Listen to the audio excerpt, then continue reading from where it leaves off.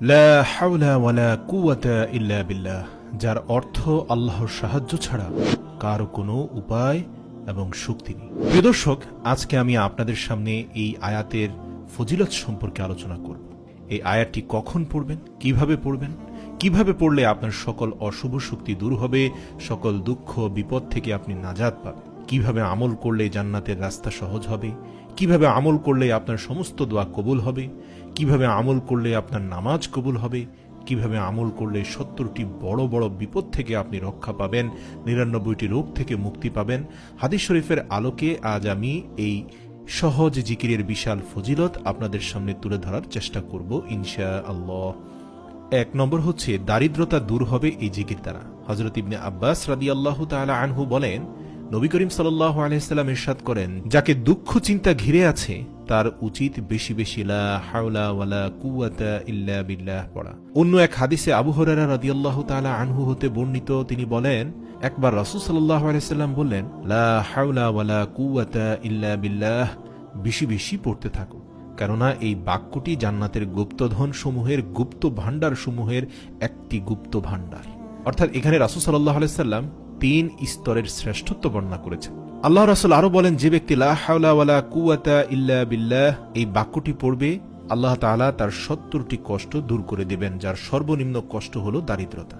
অপর এক হাদিসে আছে, লা হাওলা ওয়ালা কুওয়াতা ইল্লা বিল্লাহ জান্নাতের দরজা সমূহ থেকে একটি দরজা। হাদিস শরীফে আরো আছে, লা হাওলা ওয়ালা কুওয়াতা ইল্লা বিল্লাহ পাঠ করলে প্রতিবার পাঠ করার সাথে সাথে আল্লাহ তাআলা ওই বান্দার জন্য একজন করে ফেরেশতা নাজিল করবেন, আর সেই ফেরেশতা ওই বান্দার সমস্ত রোগসমূহ দূর করে দেন আল্লাহ তাআলার হুকুমে। হুজুর সাল্লাল্লাহু আলাইহি সাল্লাম আরো ইরশাদ করেন, যে ব্যক্তি 10 বার বিসমিল্লাহি ওয়ালা হাওলা ওয়ালা কুওয়াতা ইল্লা বিল্লাহিল আলিয়্যিল আযীম পড়বে, আল্লাহ তাআলা তাকে এমন ভাবে পূত পবিত্র করে দেন যেন আজ সে মায়ের পেট থেকে জন্ম লাভ করেছে। সুবহানাল্লাহ। হযরত আবু মুসা হতে বর্ণিত, তিনি বলেন, লা হাওলা ওয়ালা কুওয়াতা ইল্লা বিল্লাহ, যে ব্যক্তি প্রতিদিন 100 বার পাঠ করবে সে কখনো কারো মুখাপেক্ষী হবে না। বুখারী শরীফের 4202 নম্বর হাদিস। এছাড়াও রাসূল সাল্লাল্লাহু আলাইহি সাল্লাম বলেন, জান্নাতের ভান্ডার সমূহের মধ্যে একটি ভান্ডার হলো লা হাওলা ওয়ালা কুওয়াতা ইল্লা বিল্লাহ। ওনার আরেকটি হাদিসে এসেছে, হাজিম ইবনে হারমালা রাদিয়াল্লাহু তাআলা আনহু থেকে বর্ণিত, তিনি বলেন, আমি নবী করিম সাল্লাল্লাহু আলাইহি ওয়াসাল্লাম এর নিকট দিয়ে যাচ্ছিলাম, তিনি আমাকে বললেন, হে হাজিম, তুমি অধিক সংখ্যায় লা হাওলা ওয়ালা কুওয়াতা ইল্লা বিল্লাহ বাক্যটি পড়ো, কেননা তা হলো জান্নাতের গুপ্তধন। মুসলিম শরীফ 385। এছাড়া রাসূল সাল্লাল্লাহু আলাইহি সাল্লাম বলেন, যে আজানের জবাব দেবে সে জান্নাতে প্রবেশ করবে।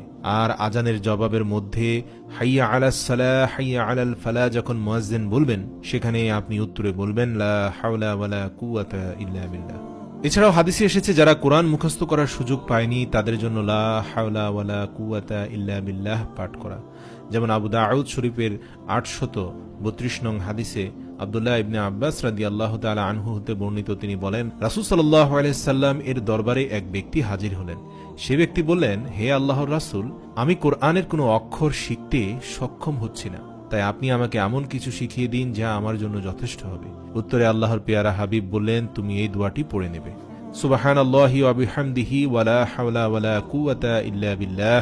হযরত আবু হুরায়রা রাদিয়াল্লাহু তাআলা আনহু হতে বর্ণিত, তিনি বলেন, রাসূল সাল্লাল্লাহু আলাইহি ওয়াসাল্লাম বলেছেন, লা হাওলা ওয়ালা কুওয়াতা ইল্লা বিল্লাহ হলো 99টি রোগের ঔষধ। তার মধ্যে সবচেয়ে ছোট রোগ হলো চিন্তার রোগ। যারা টেনশনে থাকেন, সব সময় চিন্তার মধ্যে লিপ্ত থাকেন, পেরেশানি, দুশ্চিন্তা, বুক ধড়ফড়, এই আলামতগুলো যাদের শরীর থেকে মন থেকে যায় না, হযরত আনাস রাদিয়াল্লাহু তাআলা আনহু বলেন, রাসূল সাল্লাল্লাহু আলাইহি সাল্লাম বলেন, তাদের জন্য শ্রেষ্ঠ ঔষধ হচ্ছে লা হাওলা ওয়ালা কুওয়াতা ইল্লা বিল্লাহ। এছাড়াও আল্লাহ রাসূল বলেন, যে ব্যক্তি ঘর থেকে বের হওয়ার সময় বলে, বিসমিল্লাহি তাওয়াক্কালতু আলাল্লাহ ওয়ালা হাওলা ওয়ালা কুওয়াতা ইল্লা বিল্লাহ, এটা যখন বলে তখন একজন শয়তান যে ওর সাথে আছে তাকে আরেকজন শয়তান বলে, যে ব্যক্তিকে পথ দেখানো হয়েছে, উপকরণ দেয়া হয়েছে এবং রক্ষা করা হয়েছে, তাকে তুমি কি করতে পারবে? তখন একজন শয়তান যে ওই ব্যক্তির সাথে ছিল তাকে এসে আরেকজন শয়তান বলে, সরে যাও, তার সাথে থেকো না, কোনো লাভ নেই, কারণ সে ইতিমধ্যে এমন এক উপকরণ নিজের সাথে নিয়ে নিয়েছে যা তোমার মতো শয়তান কেন, ইবলিস শয়তানও তার কোনো ক্ষতি করতে পারবে না। সুবহানাল্লাহ। ইবনে মাজাহ শরীফের 2957 নং হাদিস থেকে পাওয়া যায়, আবু হুরায়রা রাদিয়াল্লাহু তাআলা আনহু হতে বর্ণিত, তিনি বলেন, রাসূল সাল্লাল্লাহু আলাইহি সাল্লাম বলেছেন, যে ব্যক্তি বাইতুল্লাহ তাওয়াফ করে 7 বার এবং বলে সুবহানাল্লাহি ওয়ালহামদুলিল্লাহি ওয়ালা ইলাহা ইল্লাল্লাহু আল্লাহু আকবার ওয়ালা হাওলা ওয়ালা কুওয়াতা ইল্লা বিল্লাহ, আর এই দোয়াটি পড়ার পর সে আর কোনো কথা না বলে, তবে তার 10টি গুনাহ মাফ করে দেওয়া হবে, তার আমলনামায় 10টি নেকি লিপিবদ্ধ করা হবে এবং তার আমলনামায় 10 গুণ বৃদ্ধি করা হবে। সুবহানাল্লাহ। ইসলামে শুভ অশুভ বলে কিছু নেই, তবে কেউ যদি মনে করে অশুভ কোনো কিছু, খারাপ জিনের কোনো ওয়াসওয়াসা তার উপর পড়েছে, বিপদে আপদে দুঃখে কষ্টে যে কোনো অবস্থায় আপনারা এই আমলটি করবেন, লা হাওলা ওয়ালা কুওয়াতা ইল্লা বিল্লাহ। এই আমলটি যে কোনো মুসিবতে শ্রেষ্ঠ হাতিয়ার।